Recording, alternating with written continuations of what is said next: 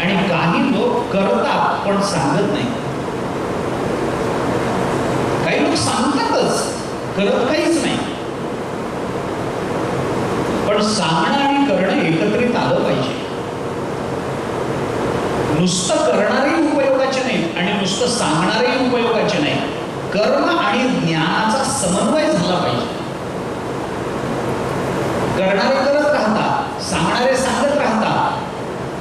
सांगणाऱ्यांनी सांगावं, करणाऱ्यांनी करावं असं जर होत असेल तर सगळंच कार्य चांगल्या पद्धतीनं पूर्णत्वाला जात नाही. म्हणून आपल्याकडे वेदांत चर्चेमध्ये किंवा आपल्या भारतीय संस्कृतीच्या विचार परंपरेमध्ये सांगणाऱ्यानं करून दाखवावं आणि करणाऱ्यानं बोलून दाखवावं या दोन्हीचा समन्वय सांगितला गेला. ज्ञानोबाऱ्यांनी म्हटलंय कर्माचे डोळे ज्ञान ते निर्दोष व्हावे. कर्माला ज्ञानाचे डोळे असले पाहिजे. ज्ञानाच्या अधिष्ठानावर कर्म झालं पाहिजे आणि ज्ञानाची अभिव्यक्ती कर्मातून प्रकट झाली पाहिजे. महाभारताने म्हणून चिंतन करताना आपल्याला सांगितलंय सांगणारे पुष्कळ आहेत, वाचणारे पुष्कळ आहेत. ते सर्वे व्यसनीनो मूर्खा.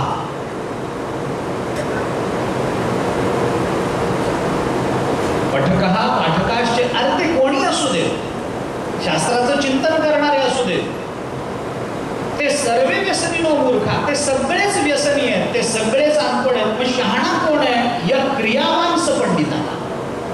जो कर्म करून दाखवतो तो पंडित आहे. नुसतं कर्म चालत नाही, नुसतं ज्ञान चालत नाही. काही लोकांना वारीचं ज्ञान असतं. पंढरपूरला आळंदी येऊन चालत जायचं म्हणजे कसं कसं राहावं लागतं, चप्पल कधी विकत घ्यावी लागते, वळकटी कशी बांधावी लागते, तिथं कसं राहावं लागतं, तंबूमध्ये कसं काय, हे सगळं घरी बसून ज्ञान आहे. पण वारीला कधी गेले नाही, काही उपयोगाचे नाही, काही उपयोगाचे नाही. हे दोन्ही कळलं पाहिजे. कर्माला ज्ञानाचं अधिष्ठान असलंच पाहिजे. गमत म्हणून मी दृष्टांत सांगतो. एका कारखान्यातलं एक यंत्र बंद पडलं, त्यामुळे कारखान्यातली सगळी निर्मिती थांबली. सगळा कारखाना थांबून राहिला, उत्पन्न थांबलं. कारखान्याचा मालक चिंतातूर झाला. त्यांनी आपल्या कारखान्यामध्ये काम करणारे जे काही अभितंत्रज्ञ होते त्यांना बोलवलं, त्यांना सांगितलं हे यंत्र सुरू झालं पाहिजे, काही प्रयत्न करा. ते सगळे अभितंत्रज्ञ प्रयत्न करायला लागले. 8 दिवस झाले, 10 दिवस झाले. ते सगळे 10च्या 10, 15 जे काही अभि इंजिनियर्स होते ते सगळ्यांनी प्रयत्न केले, पण यंत्र काही सुरू होत नव्हतं. शेवटी त्यांनी सांगितलं मालक हे आमच्या आवाक्याच्या बाहेरचं आहे, याच्यातला कोणीतरी मोठा अधिकारी तज्ञ आपण बोलवला पाहिजे. त्याने सांगितलं ठीक आहे. मालकाने मुंबईला वगैरे कुठल्या तरी एखाद्या मोठ्या त्यातल्या तज्ञाला फोन केला, त्याला बोलवून घेतलं. तो आला, त्याला सांगितलं बघा आमचं हे यंत्र बंद पडलंय, आपण आला तर हे आमचं यंत्र सुरू करून द्या. आम्ही 8-10 इंजिनियर आमचे झटत होते याला, पण ते काही केलं, यंत्र सुरू होत नव्हतं. आपण काही करा, हे यंत्र सुरू होईल का पहा. तो जो त्यातला तज्ञ होता तो आला, त्याने ते यंत्र सगळं भोवती फिरून पाहिलं, काय उडून बघायचं होतं ते उडून बघितलं आणि त्याने सांगितलं होऊन जाईल. मालकाने विचारलं किती दिवस लागतील हो, कारण आमचे इंजिनियर झटत होते, 10-15 दिवस गेले, आता अजून तुम्ही किती दिवस घेणार आहात. त्यांनी सांगितलं नाही एवढा वेळ लागणार नाही. किती वेळ लागेल तर नाही काही नाही 2 मिनिटं लागतील. पण 2 मिनिटं हो, अरे पण 10 दिवस झाले झटतायत ना. नाही काही उपयोग नाही, मी 2 मिनिटात सुरू करेन. बरं वाटलं, चला काही हरकत नाही, 2 मिनिटात सुरू. हो काय आपल्याला काय लागणार आहे सांगा, आम्ही आणून देतो. याच्यात अमकं गेलं तमकं गेलं काही म्हणत असाल तर आम्ही विकत आणून देतो. काय पाहिजे तो म्हणाला काही नाही, हातोडा पाहिजे. बस त्याला एक हातोडा दिला. त्यातल्या तज्ञांनी त्या यंत्रावर एका विवक्षित ठिकाणी विशिष्ट पद्धतीनं तो हातोडा मारला आणि यंत्र सुरू झालं. यंत्र सुरू झालं, बघा सगळ्यांना आनंद झाला. चला बरं झालं बाबा, कारखाना बंद पडला होता, आता यंत्र सुरू झालं, आता पुन्हा निर्मिती सुरू होईल, पैशांची आवक सुरू होईल, ठीक आहे. सगळं झाल्यानंतर मालकाने त्या तज्ञाला असं विचारलं की आपण यंत्र सुरू करून दिलं, फार उपकार झाले तुमचे, तुम्ही मुद्दाम आमच्याकरता मुंबईहून आलात, यंत्र सुरू करून दिलं, तुमची काही फी दिली पाहिजे, पैसे द्यायचे, किती द्यायचे? त्याने सांगितलं काय नाही, 1000 रुपये द्या. जुना काळ 1000ला किंमत असेल कदाचित त्या काळात, 1000 रुपये द्या. मालकाला आश्चर्य वाटलं. तो म्हणाला तुम्ही केलं काय? यायचं तिकीट तरी आम्ही तुम्हाला दिलं, इथं राहण्याची आम्ही व्यवस्था केली, एक हातोडा तुम्ही फक्त मारला आणि एक हातोडा मारण्याकरता 1000 रुपये घेता. हातोडा मारण्याकरता, एक हातोडा मारण्याकरता. त्याने सांगितलं तुम्हाला त्याचा हिशोब कळला नाही, मी हातोडा मारण्याकरता 1000 रुपये घेतले नाही, आणि मग मी हातोडा मारण्याकरता 1 रुपया घेतलाय, पण तो हातोडा कुठे मारायचा या ज्ञानाकरता 999 रुपये. ते ज्ञान आहे. ज्यांना त्याचं ज्ञान नव्हतं त्यांनी कितीही हातोडे मारले असते, कर्म केलं असतं, तरी यंत्र सुरू झालं नसतं. आणि याला मुंबईत बसून हातोडा कुठे मारायचा हे माहिती असतं, पण तो इथपर्यंत पोहोचून हातोडा मारू शकत नसला तरी त्याचा उपयोग झाला नसता. त्याला ज्ञानही पाहिजे आणि त्याच्या जोडीनं कर्मही करता आलं पाहिजे. ज्ञान आणि कर्माच्या समन्वयातून, आणि म्हणून ज्ञान कर्म उपासनेचा समन्वय कोणत्या अर्थाने जीवनामध्ये झाला पाहिजे याचा विचार भागवत आम्हाला सांगतात. भगवताने मानवी जीवन प्रकाशित केलं, भगवत चरणाकडे प्रवृत्त केलं. या भागवताचा आपल्याला आपल्या मर्यादित काळामध्ये जसा विचार करणं शक्य आहे तसा विचार करायचा आहे. भागवताचा प्रारंभ होतो तो भागवताच्या मंगला चरणातून होतो. भागवताच्या प्रथम स्कंधाला प्रारंभ करण्याच्या पूर्वी भागवताचं महात्म्य प्रकट झालं आहे. कोणत्याही विचाराचं महात्म्य, कोणत्याही व्यक्तीचं महात्म्य, कोणत्याही देवतेचं महात्म्य अथवा कोणत्याही तत्वाचं महात्म्य हे 2 वेळेला प्रकट होत असतं. एक त्या तत्वाचं मुख्य प्रतिपादन सुरू होण्याच्या पूर्वी आणि दुसऱ्या वेळेला त्या तत्वाचं प्रतिपादन झाल्यानंतर. तत्वाचं प्रतिपादन लक्षात घ्यावं, मग महात्म्य लक्षात घ्यावं चालतं, आणि महात्म्य लक्षात घेऊन तत्वाचं प्रतिपादन श्रवण करावं चालतं. का चालतं दोन्ही बाजूने? त्याचं कारण हे आहे की महात्म्य हे नेहमी आमची प्रवृत्ती वाढवत असतं. महात्म्य हे नेहमी प्रवृत्ती वाढवतं. महात्म्य आम्हाला काय सांगतं? त्या तत्वाच्या, त्या व्यक्तीच्या ठिकाणी असणाऱ्या सामर्थ्याची जाणीव करून देणं हे महात्म्याचं काम असतं. भागवताचं सामर्थ्य काय आहे हे महात्म्यातून कळतं. महात्म्य म्हणजे गुणवर्णन असतं, महात्म्य म्हणजे सामर्थ्य वर्णन असतं, महात्म्य म्हणजे स्वभाव वर्णन असतं, महात्म्य म्हणजे फलद्रुपता असते. ज्ञानोबारायांचं वर्णन आम्ही ऐकतो. कशा करता ऐकतो? चालविली जड भिंती, हरली चांगयाची भ्रांती, मोक्ष मार्गीचा सांगा की ज्ञानोबा माझा. रेड्यामुखी वेद बोलविला, गर्वद्विजाचा हरविला, शांतिरूपे प्रकटला ज्ञानोबा माझा. ब्रह्म साम्राज्य दीपिका, वर्णियली गीतेची टीका, विठोबाचा प्राण सखा ज्ञानोबा माझा. कशा करता आम्ही ऐकतो हे? साधकाचा मायबा दर्शने हरिता, सर्वाभूती सुखरूप ज्ञानोबा माझा. कशा करता ऐकतो आम्ही? ज्ञानोबारायांच्या जीवनचरित्रामध्ये रेड्याच्या मुखातून वेद वदवणं, भिंत चालवणं या चमत्कृतींचं पुन्हा पुन्हा पुन्हा पुन्हा चिंतन नंतरच्या काळातल्या संतांनी केलं. महाराष्ट्रामध्ये असा संत झाला नाही की ज्याने ज्ञानोबारायांच्या वर्णनामध्ये भिंत चालवणं, रेडा वदवणं या चमत्कारांचा उल्लेख केला नाही.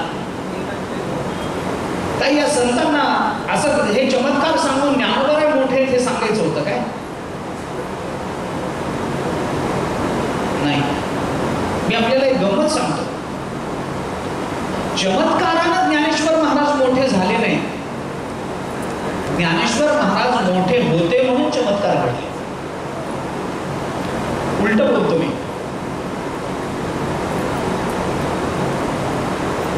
रेडा वदवला म्हणून ज्ञानोबाराय मोठे झाले नाही,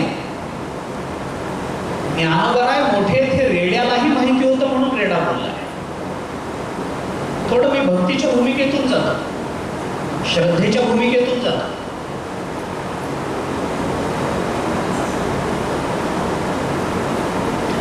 असं जर नसतं तर ज्ञानेश्वर महाराजांचं छळ व्हायचं कारणच नव्हतं ना. मग आम्ही गमतीनं नेहमी हेच सांगतो की ज्ञानोबा काय आधी रेड्याला कळले मग माणसाला कळले. माणूस नंतर,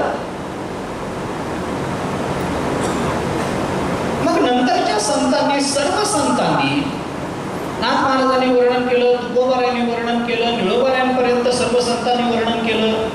बाबा यांनी रेड्याच्या मुखातून वेद वदवला, यांनी भिंत चालवली. तेच ते चमत्कार पुन्हा पुन्हा नंतरच्या परंपरेत सांगण्याचं कारण काय होतं? कारण काहीच नाही. कारण ज्ञानोबारायांच्या वर्णनाचं नव्हतं. ते महात्म्य सांगण्याचं कारण एवढं होतं की इतकं सामर्थ्य त्यांच्या ठिकाणी आहे हे कळल्यानंतर आपली त्यांच्या चरणाची प्रवृत्ती वाढावी, हे त्याचा मूळ हेतू आहे. अरे जे भिंत चालवतात ते आमचं जीवन चालवणार नाहीत काय, हा विश्वास आमच्या ठिकाणी निर्माण व्हावा म्हणून. करील ते काय नो हे महाराज परिपाहे बीज शुद्धांगी, वाटेल ते करण्याचं सामर्थ्य एखाद्या व्यक्तीजवळ आहे हे कळल्यानंतर त्या व्यक्तीची जवळीक आपली आपसूक वाढते. व्यक्तीचं सामर्थ्य कळलं की त्या व्यक्तीबद्दलची आपुलकी आणि त्या व्यक्तीबद्दलची श्रद्धा वृद्धिंगत होत असते. त्या व्यक्तीबद्दलचा विश्वास वृद्धिंगत होत असतो. सामर्थ्य कळलं की विश्वास वाढतो.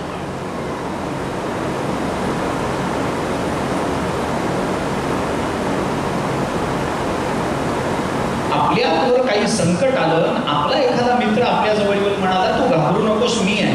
काय होईल? काय होईल?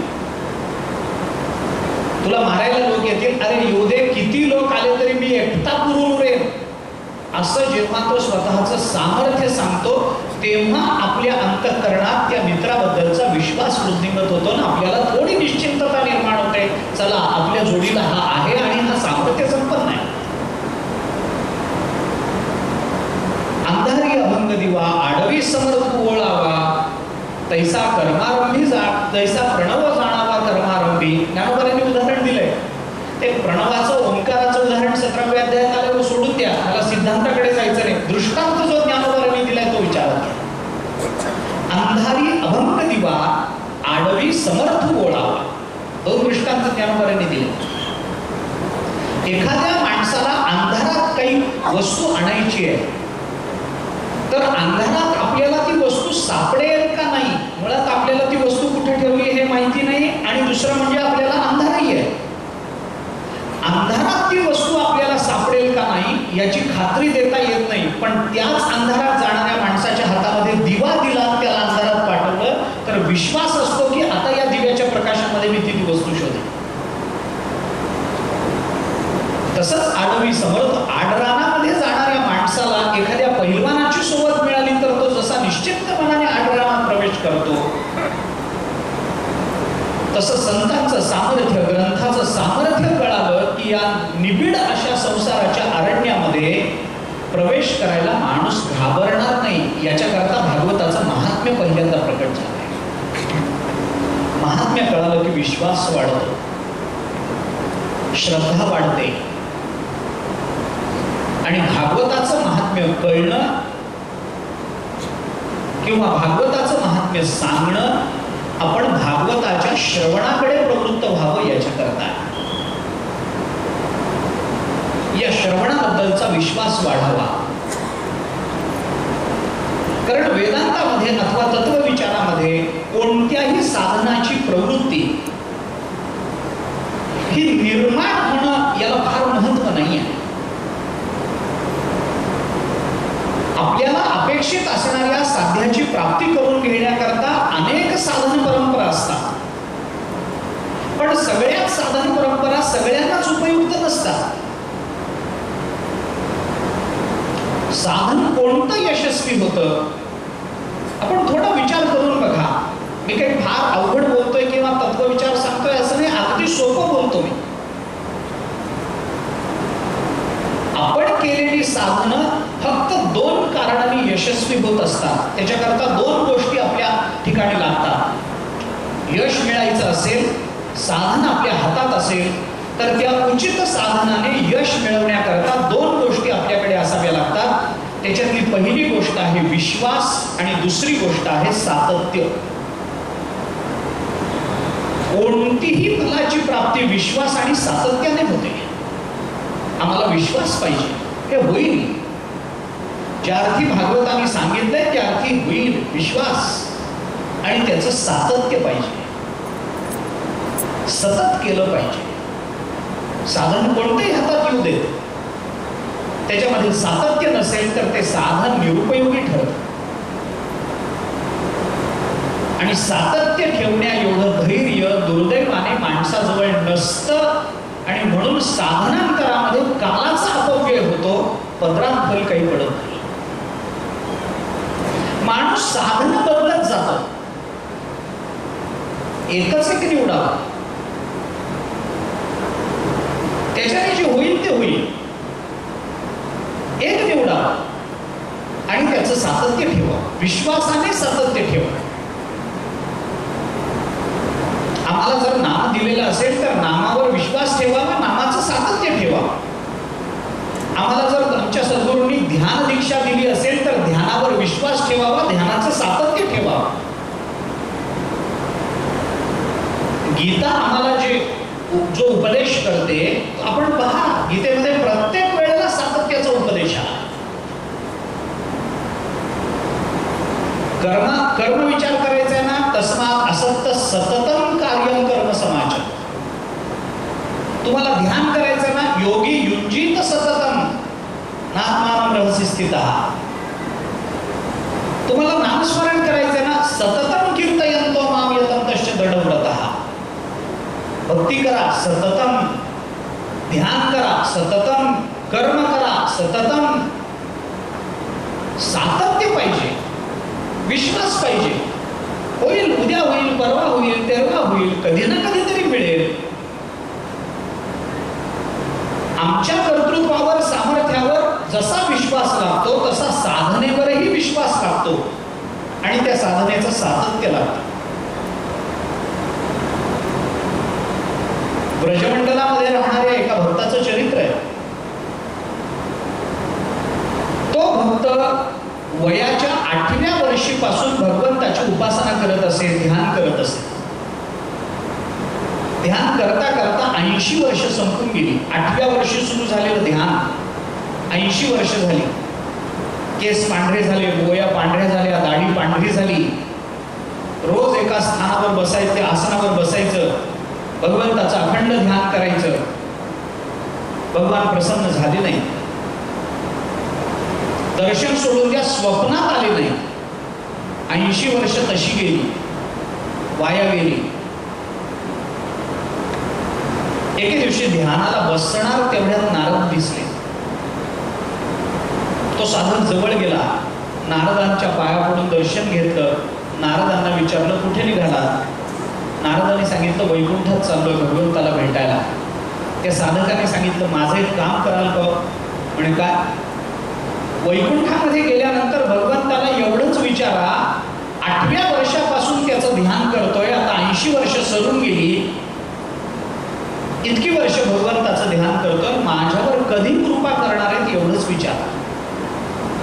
काही म्हणणं नाही. नारद म्हणाले, विचार. नारद वैकुंठात गेले, देवाची भेट झाली. निघता निघता लक्षात राहिलं म्हणून नारदाने विचारलं, देवा येताना तो साधक भेटला, 80 वर्ष झाली म्हणे तो तपश्चर्या करतोय, तुमचं ध्यान करतोय, अजून तुम्ही त्याला दर्शन दिलं नाही, कधी देणार आहात? भगवंतांनी सांगितलं, नारदा, प्रत्येक साधकाची साधना पूर्णत्वाला जाण्याकरता समान वेळ लागतो असं नाही. प्रतिबंध प्रत्येकाचे वेगळे असतात. आणि ठीक आहे, पण या साधकावर कधी कृपा करता? तेव्हा म्हातारा झाला, 80 वर्ष झाली, किती आहेत माहित नाही आता उरलेली, लवकर कृपा करा, दर्शन देऊ टाका, कधी करणार आहात? भगवंतांनी नारदांना सांगितलं, त्याला जाऊन सांग, म्हणा मी कृपा करणार आहे, पण कधी? उद्या करता का, आज करता का, आत्ता येता का बरोबर? देवाने सांगितलं नाही. नारदा त्याला असं सांगा जाऊन की तो ज्या झाडाखाली बसला त्या झाडाला जेवढी पानं आहेत तेवढी वर्ष झाली की मी कृपा करणार. तो ज्या झाडाखाली तपश्चर्या करतो आहे त्या झाडाला जेवढी पानं आहेत तेवढी वर्ष झाली की मी कृपा करणार. योग असा की ते झाड चिंचेचं होतं. किती वर्ष. नारदांना वाईट वाटलं.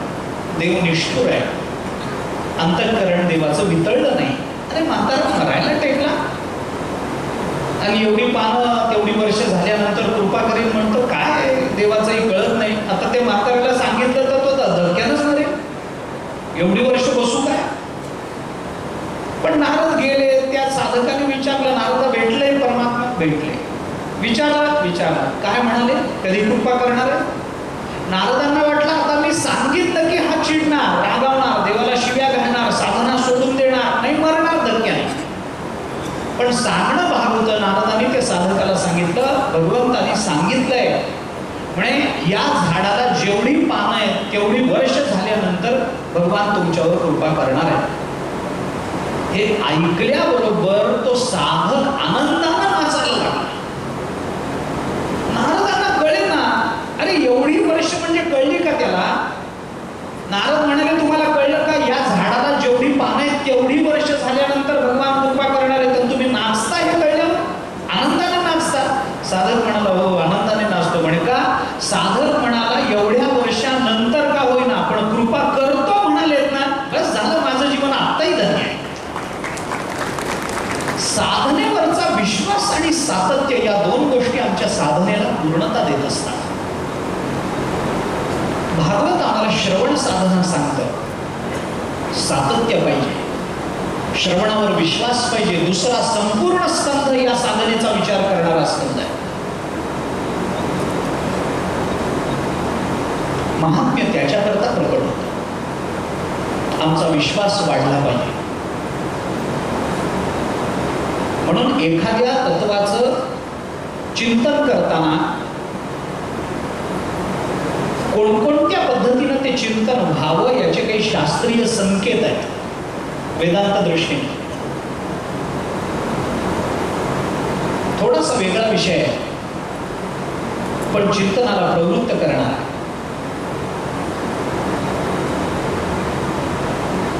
असं आहे वेदांत दृष्टीने विचार करायचा झाला तर काही तत्वांचं चिंतन त्या तत्वांचं वर्णन हे तत्व त्या तत्वाच्या सामर्थ्यानं करावं लागतं. काही तत्वांचं चिंतन त्या तत्वाच्या संबंधानं असणाऱ्या प्रमाणाने करावं लागतं आणि काही तत्वाचं चिंतन करताना त्या तत्वाच्या स्वरूपानं करावं लागतं. म्हणून वर्णनाचे किंवा चिंतनाचे 3 प्रकार घडतात. सामर्थ्याचं चिंतन, प्रमाणाचं चिंतन आणि स्वरूपाचं चिंतन. ऐका मला भागवत महात्म्य सांगायचंच आहे. तिकडे येणारही आहे. त्याच्यातली कथाही सांगायची गोकर्णाची मला. पण ही कथा का सांगितली. हे उपाख्यान का आलं भागवतामध्ये. कशा करता हे सगळं नारदांची भक्तीची भेट व्हावी. ती भक्ती अशी गलित झालेली असावी. तिची दोन्ही मुलं ज्ञान आणि वैराग्य हे बेशुद्ध झालेले असावेत. हे सगळं प्रकरण काय आहे. कशा करता भागवताचं कोणतं सामर्थ्य याच्यातून प्रकट होणार आहे. म्हणून 3 गोष्टींचा विचार करा. त्याच्या मागची तत्व जिज्ञासा ही आहे. तत्व भूमिका ही आहे. ती जिज्ञासा आपण ती जिज्ञासा जागी ठेवली पाहिजे म्हणजे त्या भूमिका कळतात. काही गोष्टींचं वर्णन त्याच्या सामर्थ्यानंच होतं. त्याचं स्वरूप सांगत बसू नका. त्याला प्रमाण सांगत बसू नका. सामर्थ्य सांगा बस आहे पुष्कळ आहे. मी उदाहरण सांगतो आपल्याला. मायेचं वर्णन करायचं असेल तर तिचं सामर्थ्यच सांगावं लागतं. तिला प्रमाण देऊन चालत नाही कारण मायेच्या अस्तित्वाला प्रमाणच नाही. नाही म्हणून जाईजे तव विश्वाकारे देखीजे विश्व ऐसे म्हणजे तरी ते माया. प्रमाण सापडत नाही त्याच्या अस्तित्वाला. मायेचं अस्तित्व कोणत्या प्रमाणानं सिद्ध करणार नाही. मायेचं वर्णन करायचं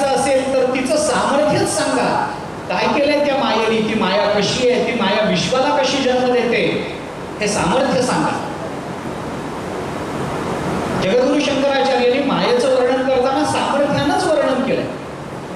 अव्यक्त नामने परमेश शक्ती अनादि अविद्या त्रिगुणात्मिका परा कार्यान्वया सुधियैव माया यया जगत् सर्वम् इदं प्रसूयते सन्नाप्य सन्नापि उभयात्मिकानो भिन्नाप्य भिन्नापि उभयात्मिकानो सांगाप्य नंगापि उभयात्मिकानो अद्भुता अनिर्वचनीय रूपा. आचार्य वर्णन करतात अव्यक्त नावाची ही परमात्म्याची शक्ती आहे. ती अनादी आहे. तिलाच अविद्या म्हणजे अविद्या म्हणजे विद्यमान नसलेली, त्रिगुणात्मक सर्वाच्या पलीकडची कारणरूप असणारी, या सर्व जगाला प्रसवणारी, सत म्हणावं तर सत नाही, असत म्हणावं तर असत नाही. मायेचं वर्णन काय करता? अरे त्या मायेने किती छळलं एवढंच सांगा. मायेचं वर्णन झालं. मायेचं वेगळं वर्णन करायचं नसतं. अघटित घटना पटीयसी माया झालं मायेचं वर्णन. माया पंचक आचार्यांचं स्तोत्र आहे. 5 श्लोकामध्ये मायेचं वर्णन केलंय. कबीर महाराजांनी मायेचं सामर्थ्य सांगितलंय. अरे ही माया फार विलक्षण आहे. काय मायेचं सामर्थ्य? कबीर महाराजांनी सांगितलं इंद्रचंद्र को क्या क्या भया सबको मालूम है जी नारद को तो भई नारदी ऐसी नौबत गाजी अजब झटका माये का डुबाया परमार्थ सबका. सामर्थ्य आहे. मायेचं वर्णन करताना सामर्थ्याने करा. काही वर्णन प्रमाणाने करावी लागतात. त्यांचं सामर्थ्य सांगून चालत नाही. त्यांच्या अस्तित्वाची चर्चा करून चालत नाही. प्रमाण द्या फक्त. स्वर्ग नरक यांचं वर्णन प्रमाणाने करावं लागतं. धर्म अधर्म यांचं वर्णन प्रमाणाने करावं लागतं. हा धर्म असं व्यक्तीकडे बोट करून दाखवता येत नाही. हा ग्रंथ, हे घड्याळ, हे वस्त्र, हे अमुक, हे तमुक असं बोट करून दाखवता येतं. तसा हा धर्म, अरे धर्म अदृश्य आहे. स्वर्ग नरकांचं वर्णन माहिती नाही आम्हाला. स्वर्ग आहे का नाही कुणाला माहिती आहे का नाही. मग विश्वास ठेवावा का नाही ठेवावा. का ठेवावा? कारण ज्ञानोबारांनी स्वर्गाचं वर्णन केलंय म्हणून. कारण पुराणांनी स्वर्गाचं वर्णन केलंय म्हणून. कारण तुकोबारांनी स्वर्ग नरकाचं वर्णन सांगितलंय म्हणून. ही प्रमाण आहेत त्याच्यावर. स्वर्ग म्हणजे काय? बघून येतो, बघता येत नाही. जरा नरकात पडून बघतो, पडता येत नाही. एखाद्याच्या घरी जाऊन बघतो आहे का नाही, तसं नरकात जाऊन बघतो, चालत नाही. स्वर्ग आहे का नाही कुणाला माहिती आहे का नाही. ते 4 वाक मानत नाही. कारण का? प्रत्यक्ष होत नाही स्वर्गाचं म्हणून. 4 वाक प्रत्यक्ष एकमेव प्रमाण मानतो. त्यामुळे जे जे प्रत्यक्षाने अनुभूतीला येतं तेवढ्याच पदार्थांचं अस्तित्व 4 वाक मानतो. जे प्रत्यक्षत्वानं अनुभूतीला येत नाही त्याचं अस्तित्व 4 वाक मानत नाही. दर्शन आहे, दर्शनाच्या मर्यादा आहेत. ते योग्य आहे की अयोग्य याची चर्चा करण्याचा आपल्याला कोणता अधिकार नाही. पण आपण ज्याच्यावर विश्वास ठेवतो त्या पुराणाने, आपली ज्याच्यावर श्रद्धा आहे त्या ज्ञानेश्वरीने, त्रैविद्यमा सोमपा भूतपापा यज्ञ विश्वास गतीम प्रार्थयन्ते या श्लोकावर ज्ञानोबारांचं भाष्य वाचा ना आपण. स्वर्गाचं वर्णन आहे का नाही? आहे. ऐरावतासारखे वाहन वगैरे वगैरे हे सगळं सांगितलंच आहे ना ज्ञानोबारांनी. म्हणून स्वर्ग आहे. कुणाला त्याचं प्रत्यक्ष माहित नाही बाबा. कारण गंमत ही आहे, स्वर्गात गेलेले सांगायला येत नाही आणि जे सांगतात ते कधी स्वर्गात गेलेले नसतात. आता काय करतात ते स्वर्गाचं सांगा. जे कोणी स्वर्गात गेले ते आम्हाला सांगायला येत नाही की बाबा स्वर्ग असा असा आहे, तिथं इतक्या खोल्यांचं घर असतं, तिथं असा हत्ती ऐरावत आहे, असा उच्चैश्रव आहे, अशा पद्धतीनं तिथं त्या कामधेनूची खिल्लार आहे, अशा पद्धतीनं तिथं त्या त्या ह्याचे कल्पवृक्षाच्या बागा आहेत. हे सांगायला कोण येतं? आणि यदा कदाचित कोणी आलं तर त्याच्यावर विश्वास बसत नाही. कल्पना तरी करून बघा की ज्याला आपण संध्याकाळी पोचवून आलो, एक कल्पना तरी करा.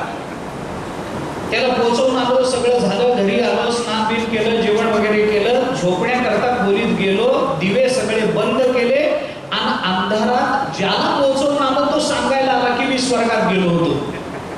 काय होईल? त्याचं काय होईल माहित नाही. आपण स्वर्गवासी नक्की होऊ. जाणारे सांगायला येत नाही, तर सांगणारे तिथपर्यंत गेलेले नसतात, तरी आम्ही स्वर्गावर विश्वास ठेवतो का? प्रमाण. एवढं एकच कारण. आमका धर्म आहे, तो धर्म अधर्म आहे. हे धर्म आणि अधर्माचं गणित आम्हाला कळत नाही. प्रमाण सांगतं म्हणून त्याला धर्म म्हणायचं. शास्त्र म्हणेल जे सांगावे ते राज्यही तृण मानावे, हे ज्ञानोबराय बोलतात, म्हणून त्याला आम्ही धर्म म्हणायचं. अमुक अमुक करा असं वेदाने आम्हाला सांगितलं म्हणून तमुक तमुक करणं हा धर्म झाला. कारण वेद प्रमाण आहे. काही गोष्टींचं प्रामाण्याने चिंतन करावं लागतं, काही गोष्टींचं सामर्थ्यानं चिंतन करावं लागतं, आणि काही गोष्टींचं चिंतन हे स्वरूपानं करावं लागतं. स्वरूपानं करावं लागतं. जीवाचं चिंतन करायचंय ना, जीवाच्या मर्यादा बघू नका, जीवाला प्रमाण शोधू नका, जीवाचं सामर्थ्य बघू नका. मग जीवाचं वर्णन कर, जीवाचं चिंतन करताना कोणत्या रूपाने करता? जीव मुळात ब्रह्मरूप आहे याच अर्थानं जीवाचं चिंतन करा, स्वरूपानं करा. तत्वमसी महावाक्यानं जीवाचं चिंतन करा.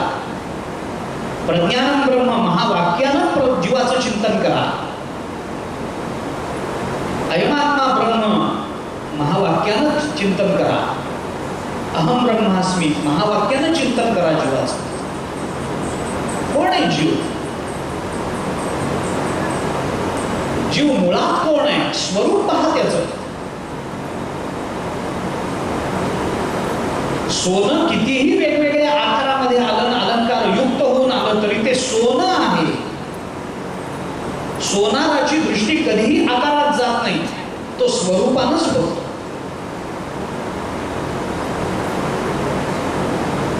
आम्ही नेहमी आकारात अडकतो. आम्ही घेताना अलंकार पाहतो. आम्ही जेव्हा एखादा दागिना विकत घेतो, आम्ही आकार बघून अलंकार विकत घेतो, आणि तोच अलंकार विकायची वेळ आली की सोनार मात्र सोनं बघून विकत घेतो. म्हणून तर घट काढतो, म्हणून आम्हाला नुकसान सोसावं लागतं. कारण आमची दृष्टी आकारात अडकते, सोनाराची दृष्टी स्वरूपात जाते. तो सोनच बघतो, आम्ही आकारच बघतो. कितीही सुंदर आकार असला तरी तो वितळवून टाकायला सोनाराला काहीही वाटत नाही, कारण त्याला माहिती आहे आकार जाणारा येणारा आहे, सोनं मात्र निश्चित मूल्यवान आहे. जीवाचं चिंतन करताना स्वरूपानं करा. धर्माचं चिंतन करताना प्रमाणाने करा. आणि जगताचं कारण असणारी माया, त्या मायेच्या निवृत्तीचं चिंतन करताना तिच्या सामर्थ्यानं करा.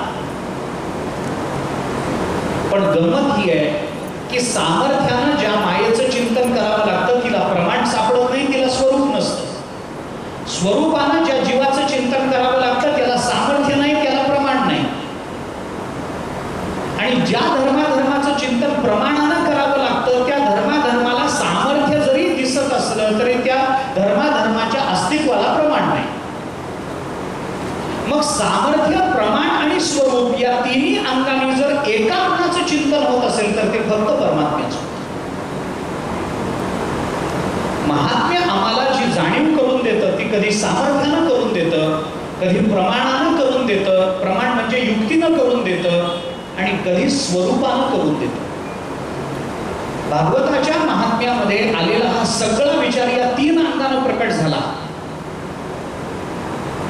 भागवताचं महात्म्य, भागवताचं सामर्थ्य काय? गलित गात्र आणि मरणासन्न झालेल्या ज्ञान आणि वैराग्याला पुष्टी देऊ शकतं असं भागवत आहे, सामर्थ्य आहे. याला युक्ती आहे. युक्ती सांगण्याकरता म्हणूनच गोकर्ण चरित्र. प्रमाण म्हणजे काय? प्रमाण म्हणजे युक्ती असते, आणि युक्ती म्हणजे काय? दृष्टांत असते. प्रमाण म्हणजे दृष्टांत आहे, प्रमाण म्हणजे युक्ती आहे. याच्याकरता गोकर्णाचं चरित्र आलं, ही युक्ती आहे, हे प्रमाण आहे.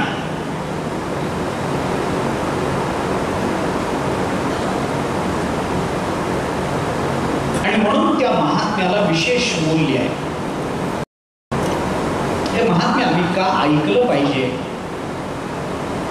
हे महात्म्य ऐकण्या दोन गोष्टी याच्यामध्ये. कोणताही विचार मानवी मनाला सुख देतो, दिलासा देतो, त्या विचाराची दोन अंग असतात. एक अंग असतं प्रतिकूल निवृत्ती आणि दुसरं अंग असतं अनुकूल प्राप्ती. अनुकूलाची प्राप्ती आणि प्रतिकूलाची निवृत्ती या दोन अंगाने विचार जर पूर्ण होत असेल, संपन्न होत असेल, तर तोच विचार मानवी मनाला आल्हाददायक होतो, मानवी मनाला दिलासा देतो. ज्ञान वैराग्याला पुष्टी मिळणं ही अनुकूलाची प्राप्ती आहे, आणि जन्म जन्मांतराच्या पापातून निवृत्त होणं, गोकर्ण चरित्र किंवा धुंदुकारीचं चरित्र, अनंत जन्माच्या अत्यंत तीव्र अशा पापाची निवृत्ती होणं ही प्रतिकूलाची निवृत्ती आहे. आम्हाला अनुकूलही पाहिजे आणि आम्हाला प्रतिकूल गेलंही पाहिजे, दोन्ही गोष्टी माणसाला हव्या. आणि म्हणून भागवत महात्म्य प्रकट होतं. हे महात्म्य प्रकट होतं त्याचं मंगलाचरण भागवताने केलंय. त्या मंगलाचरणामध्ये भागवताने जे नमन केलंय भगवान श्रीकृष्णाला आणि संतांना, अशा दोन नमनातून, दोन श्लोकाच्या मंगलाचरणातून भागवताच्या महात्म्याला प्रारंभ होत आहे.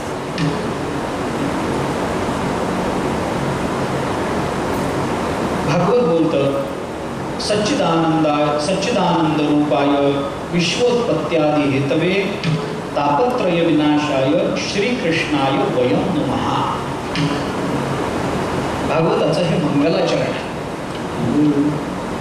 या मंगलाचरणाला प्रारंभ करण्याच्या पूर्वी आता खऱ्या अर्थाने आपण जर भागवतामध्ये प्रवेश करतोच आहोत, तर हे मंगलाचरण, मंगलाचरणाचा परिणाम आणि मंगलाचरण झाल्यानंतर भागवताच्या महात्म्याचा विचार आपल्या अंतःकरणामध्ये जर स्थिर व्हायचा असेल, तर ते अंतःकरण विशुद्ध होणं आवश्यक आहे.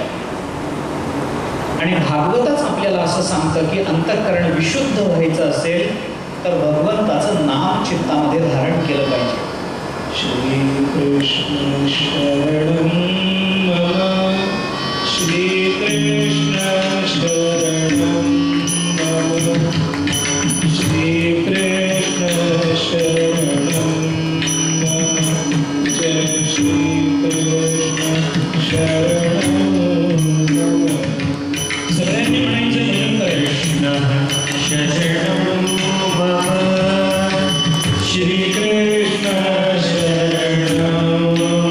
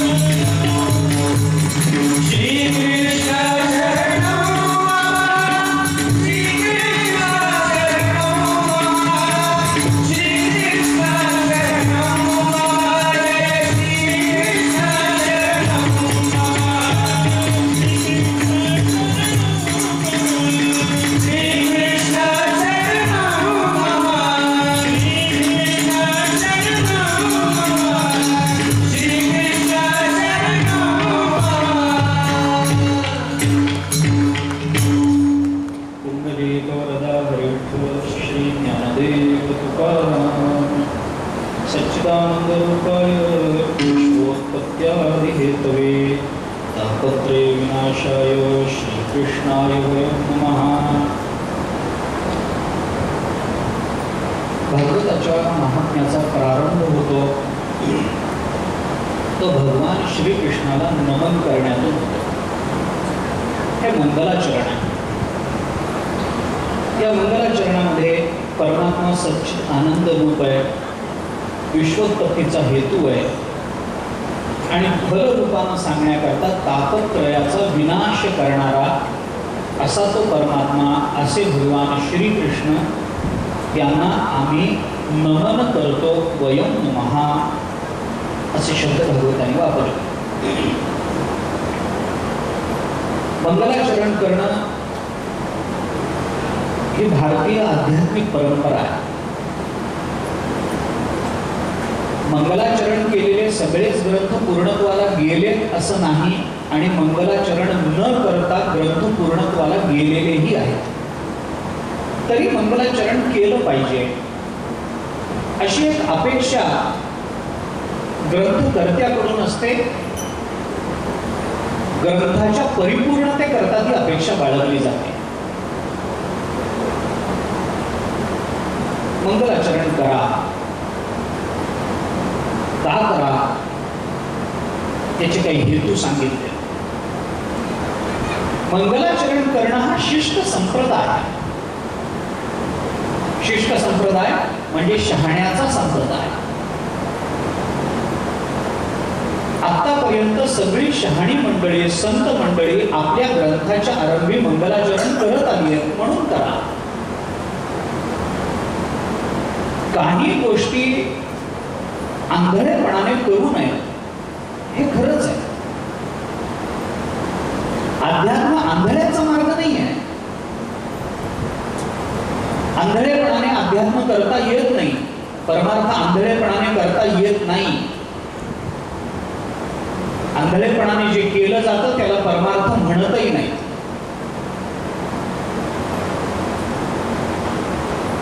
पण काही गोष्टीचा विचार करत असताना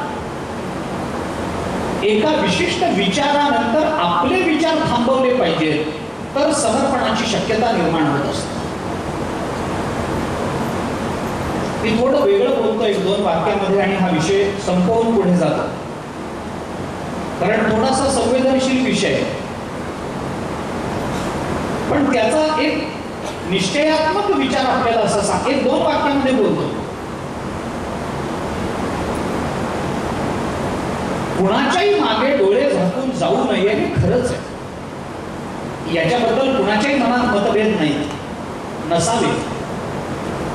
कुणाच्याही मागे डोळे झाकून निघालं चांगलं नाही, जाऊ नये, असं कधीच जाऊ नये. ऐका, कुणाच्याही मागे डोळे झाकून जाऊ नये, पण ज्यांच्या मागे चाललो आहोत ते कोण आहेत हे एकदा डोळे उघडून बघावं. आणि ते जर तुकाराम महाराज असले तर आनंदानं डोळे झाकून त्यांच्या मागे जावं. चिंतन कशात आहे लक्षात घ्या. ज्यांच्या आम्हाला कुणाच्याही मागे डोळे झाकून जायचं नाही, पण ज्यांच्या मागे जाताना डोळे झाकून विश्वासानं जावं असे कोण आहेत हे एकदा डोळे उघडून बघितलं पाहिजे. संतांच्या मागे जायचंय, डोळे उघडे ठेवू नका, कारण ते आम्हाला गैरमार्गाला नेणार नाही. त्यांच्या मागे आम्ही गेलो आमचं कल्याणच आहे. भले आम्हाला ते कळेल अथवा न कळेल, पण श्रुती स्मृतीचे अर्थ आपणची होऊन मूर्ख अनुष्ठाने जगात येत वडील जे हे तयाची आचरिता पाऊले पाऊले सात्विक श्रद्धाचा. ज्ञानोबराय वर्णन करतात, श्रुती स्मृतींमधलं तत्वज्ञान ज्यांनी आपल्या आचारातून प्रकट केलेलं आहे त्यांच्या पावलांचा मागोवा घेत गेलंच पाहिजे. त्यांच्या पावलावर पाऊल ठेवून जाण्याची आमची तयारी असलीच पाहिजे. यद्यदाचरते श्रेष्ठः तत्तद्देवेतरो जनः स यत् प्रमाणं कुरुते लोकस्तदनुवर्तते. गीता बोलते, येत वडील जे जे करीती तया नाम धर्म ठेविती. पण वडील कोण? वडील म्हणजे फक्त जन्मदाते वडील नाही, जन्मदाते वडील नाही. वडील कोण? वडील शब्दाचा अर्थ ज्येष्ठ, वडील शब्दाचा अर्थ श्रेष्ठ असा. वयानं आमच्यापेक्षा मोठे म्हणून वडील, या वडीलकीला अर्थ नाही. ज्ञानोबारायांनी अशाही वडिलांचा विचार केला ज्ञानेश्वरीमध्ये. जयाचे आयुष्य धातुते होय, बळ प्रज्ञा जिरोनी जाय, तयाचे नमस्कारी ती पाय वडील म्हणून. ज्यांचं आयुष्य थोडं राहिलेलं असतं, ज्यांची सगळी शक्ती निघून गेलेली असते, बुद्धी जवळजवळ त्यांना सोडून गेलेली असते, अशा लोकांना वडील म्हणून पाया पडण्याची समाजामध्ये पद्धत आहे. म्हणजे म्हातारी माणसं, वय झालेलं असतं, थोडे दिवस राहिलेले असतात, बळ निघून गेलेलं असतं, बुद्धी निघून गेलेली असते, मग काय उपयोग नाही? काही नाही. परीक्षेला जाताना पाया पडायला कोणीतरी पाहिजे. वडील हे नाही, ज्ञानोबारायांच्या वडील दृष्टीनं वडील ते वडील. माझ्या वडिलांची विराशिका देवा तुझी चरण सेवा पांडुरंगा. तुकाराम महाराज म्हणतात की तो वडील कोण? उपनिषदांनी ज्यांना वडील म्हणावं, उपनिषदांनी ज्यांना पिता म्हणावं, ज्यांना बाप म्हणावं, असे कोण आहेत? ज्ञानोबा म्हणतात श्रुती स्मृतीचे अर्थ आपणची होऊन अनुष्ठाने जगा देत वडील जे हे तयाची आचरिता व्हावं. केवळ वय वाढणं म्हणून वडील नाही. मंगलाचरण करणं हा शहाण्यांचा संप्रदाय. त्यांनी केलं ना, त्या मंगलाचरण करण्यातून त्यांना जर समाधान मिळत असेल तर तशा पद्धतीची कृती करून आम्हालाही समाधान मिळेल.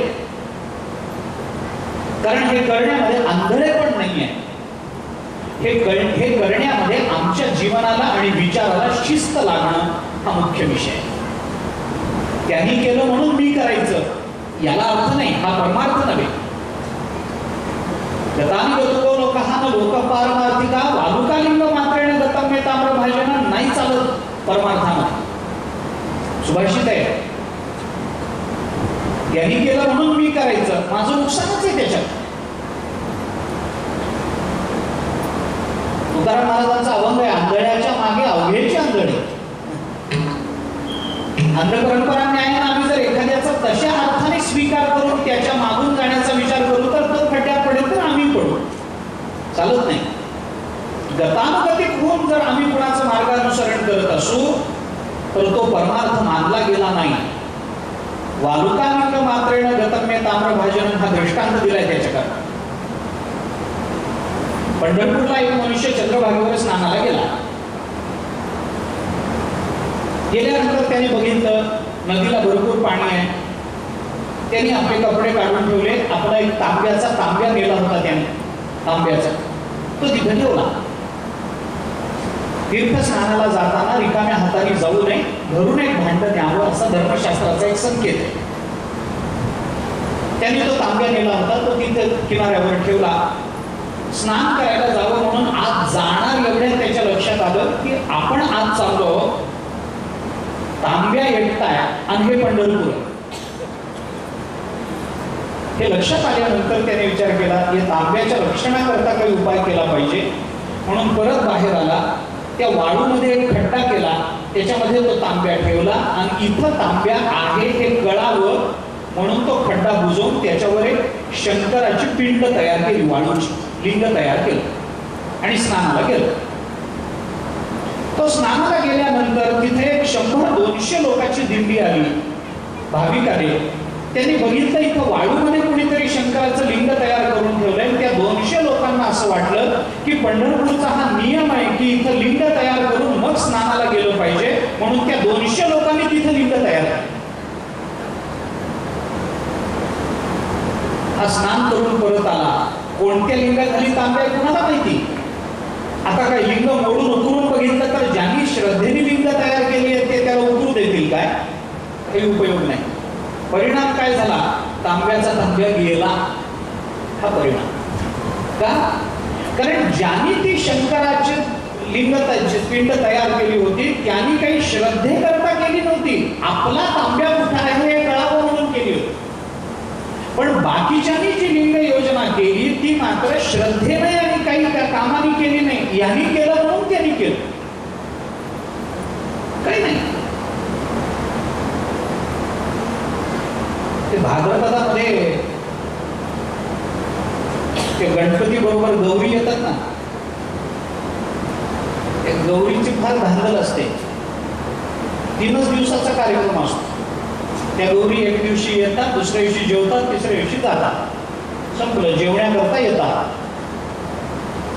पण त्या घरच्या बाईला किती त्रास असतो त्याचा. आणि ती बिचारी फार श्रद्धेने करते. 16 भाज्या, 16 चटण्या, 16 कोशिंबीर, काय काय असतं. एका ताटात नैवेद्य पुरत नाही. श्रावण सुरू झाला की गौरी गणपतीची गडबड सुरू होते घरामध्ये बायकांची. गणपतीचं एवढं काही नसतं, पुरुषांना तसं काही फार लागत नाही. गौरीचा फार गोंधळ. काय मोदक केले की झालं गणपतीचं काम, काय असतं. पण गंमत अशी आहे, त्या गौरीचा जो स्वयंपाक ती महिला, ती गौरी गृहिणी बनवते, कष्टानं बनवते. पहाटे 3ला उठते, सोहळ्यात होते, ते सगळं करते, ते सगळं करते. पण तो नैवेद्य, ती आरती झाली की तो नैवेद्य ती कुणाला खाऊ देत नाही. असा काही धर्मशास्त्राचा संकेत नाही की गौरी समोरचा नैवेद्य खाऊ नये. नैवेद्य आहे, प्रसाद आहे, खावा, पण बाई हात लावू देत नाही त्याला. ती तशी बुरशी येते, सगळं चांगलं तुपातलं चांगलं केलेलं सगळं वाया जातं, पण ते हात नाही लावू देत कोणा. तिला जर विचारलं असं का, तर ती एकच उत्तर देते, आमच्या सासूबाई असं करत होत्या. आणि तिच्या सासूबाई जर जिवंत असतील आणि त्यांना जर विचारलं का हो सासूबाई तुम्ही असं केलं, तर त्यांच्याकडे एकच उत्तर होतं, आमच्या सासूबाई असं करत होत्या. आम्ही का करतो आहोत या कर्माचं ज्ञान आम्हाला असणं आवश्यक. मंगलाचरण करावं शिष्ट संप्रदाय आहे. शहाण्याने केलं ते करून बघावं, करण्यामध्ये दोष नाही. परंपरा सांभाळण्याकरता काही गोष्टी आपल्याला न कळल्या तरी करणं आवश्यक असतं, कारण त्याच्याने परंपरा सांभाळली जाते, शहाण्यांची परंपरा सांभाळली जाते. म्हणून मंगलाचरण हा शिष्ट संप्रदाय. मंगलाचरण का करावं याचे शास्त्रीय चिंतन थोडंसं भावनेच्या आधारावर बोलायचं झालं तर त्याचं शास्त्रीय चिंतन असं आहे की आम्ही मंगलाचरण करावं, त्याच्यामध्ये भगवंताला वंदन करावं, नमन करावं, संत सद्गुरूंना मंगल करावं. का करावं त्याचं कारण असं आहे, आम्ही घेतलेलं जे कार्य असतं ग्रंथ लिखाणाचं किंवा विचार मांडणीचं, प्रतिपादनाचं जे कार्य असतं ते कार्य बऱ्याच वेळेला आम्ही ज्या हेतूने सुरू करतो त्या हेतूपेक्षा ते मुळात व्यापक होत जातं. आम्ही स्वीकारलेलं कार्य हे आमच्या सामर्थ्याच्याही बाहेर जात असेल तर परमात्म्याला सद्गुरूंना प्रार्थना करून ते कार्य पूर्णतेला नेण्याचं सामर्थ्य आमच्या ठिकाणी निर्माण करावं ही प्रार्थना करणं म्हणजे मंगलाचरण असतं. मंगलाचरण म्हणजे प्रार्थना आहे. श्रीकृष्णाय वयं नमः असं ज्या वेळेला म्हणलं जातं त्यावेळेला कोण श्रीकृष्ण? सच्चिदानंद रूपाय विश्वोत्पत्त्यादि हेतवे तापत्रय विनाशाय श्रीकृष्णाय. हे एवढं का सांगितलं? कारण ज्याच्या ठिकाणी विश्व निर्मितीचं सामर्थ्य आहे त्याने आम्हाला हाती घेतलेलं कार्य पूर्णतेला नेण्याचं सामर्थ्य द्यावं. जो सच्चिद आनंद रूप आहे त्याने आम्ही केलेल्या कार्यातून सगळ्यांना आनंद मिळावा अशी परिस्थिती निर्माण करावी. आणि आम्ही निर्माण केलेल्या कार्यामध्ये प्रतिबंध येऊ नये याच्याकरता तापत्रय विनाशाय मग श्रीकृष्णाय वयं नमः. सगळ्याच गोष्टी आमच्या सामर्थ्याच्या कक्षेत बसत नाही. आमच्या जीवनामध्ये काही पूर्णतेला जायचं असेल तर मोठ्यांचे आशीर्वाद हे फार मोठं पाठबळ असतं. वाडवडिलांची पुण्याई असावी लागते. प्रयत्न जरी आमचे असले तरी शुभ संकल्प हा शहाण्यांचा लागत असतो. त्यांचा आशीर्वाद महत्वाचा असतो. तो आशीर्वाद आम्हाला प्राप्त व्हावा याच्याकरता मंगलाचरण केलं जातं. मंगलाचरण करण्याचं आणखी एक महत्वाचं कारण ते म्हणजे अनिष्ट निवृत्तीपूर्वक इष्टाची प्राप्ती व्हावी याच्याकरता मंगलाचरण केलं जातं.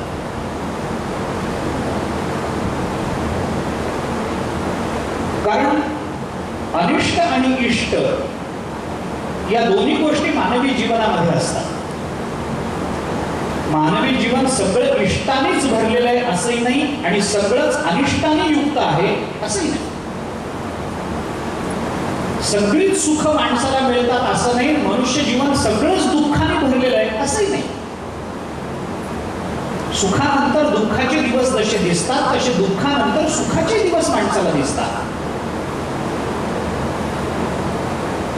भूक लागली की दुःख होतं, पण जेवण मिळालं की आनंद होतोच ना. सुखस्य अनंतरम दुःखम दुःखस्य अनंतरम सुखम महाभारत बोलतं. सुखानंतर दुःख येतं, दुःखानंतर सुख येतं. हे चालायचंच, कारण हा प्रवास आहे. कुठेतरी आम्ही सुखाच्या एका किनाऱ्यावर होतो, तिथून पाण्यात उतरलो, दुःखाचा प्रवास सुरू झाला, पुन्हा किनारा लागणारच आहे ना, लागेलच ना. महाभारताने हाच दृष्टांत देऊन आपल्याला सांगितलं. जगामध्ये दोनच माणसं सुखी असतात. कोण दोघ जण सुखी असतात? महाभारताने चिंतन केलंय, जो पाण्यात उतरलाच नाही तो सुखी आहे आणि उतरून पलीकडच्या तीरावर पोहोचलाय तो सुखी आहे. उतरला आपण पोहोचला नाही तो दुःखी असतो. महाभारत विचार सांगा. सगळंच इष्ट नसतं, सगळंच अनिष्ट नसतं. बरं, अनिष्ट असताना इष्टाची प्राप्ती झाली तरी ती आम्हाला समाधान पूर्णत्वानं देऊ शकत नाही. याच्याकरता अनिष्ट गेलंच पाहिजे आणि इष्ट आलंच पाहिजे. हाच भाव. वेदांत दृष्टीने याच्यातली आणखीनही चर्चा सखोल आहे, नाही असं नाही, पण मी मंगलाचरणाच्या संबंधानं बोलतो म्हणून तेवढंच बोलतो. अशुभ जावर शुभ यावं